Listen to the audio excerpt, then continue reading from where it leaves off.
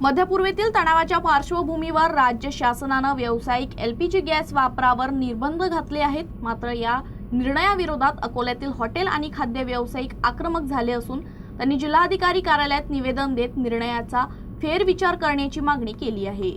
महाराष्ट्र शासनाच्या अन्न, नागरी पुरवठा व ग्राहक संरक्षण विभागानं 13 मार्च 2026 ला काढलेल्या आदेशानुसार एलपीजी गॅस पुरवठाचे प्राधान्यक्रम निश्चित करण्यात आले आहे। या आदेशानुसार रुग्णालय, शैक्षणिक संस्था आणि अत्यावश्यक सार्वजनिक सेवांना 100% गॅस पुरवठा केला जाणार आहे, तर शासकीय उपहारगृह, संरक्षण क्षेत्र, रेल्वे आणि हवाई वाहतूक सेवांना 70% गॅस पुरवठा करण्यात येणार आहे।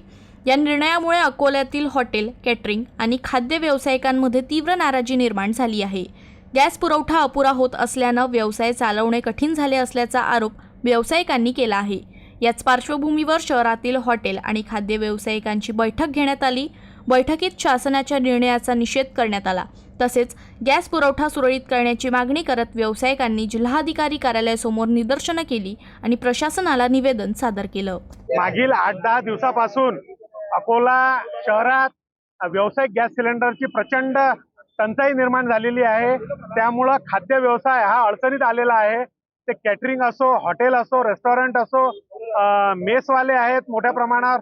अकोला शहरात मोठ्या प्रमाणावर शिकवणी वर्ग आहेत। त्यामुळं जे बाहेरगावचे विद्यार्थी इथे शिक्षणासाठी आलेले आहेत तर त्या मेसचा सुद्धा व्यावसायिक गॅस सिलेंडरचा पुरवठा थांबवलेला आहे। त्यामुळे त्या विद्यार्थ्यांचे सुद्धा हाल झालेले आहेत। त्याच प्रकारे लग्न सराईचा हा काळ असल्यामुळे कॅटरिंग व्यवसाय सुद्धा अडचणीत आलेले आहेत। अशा वेळेवर शासनाने त्वरित व्यावसायिक गॅस सिलेंडरचा पुरवठा चालू करून आणि खाद्य व्यावसायिकांना दिलासा द्यावा ही आपल्या माध्यमातून मी शासनाला विनंती करत आहे।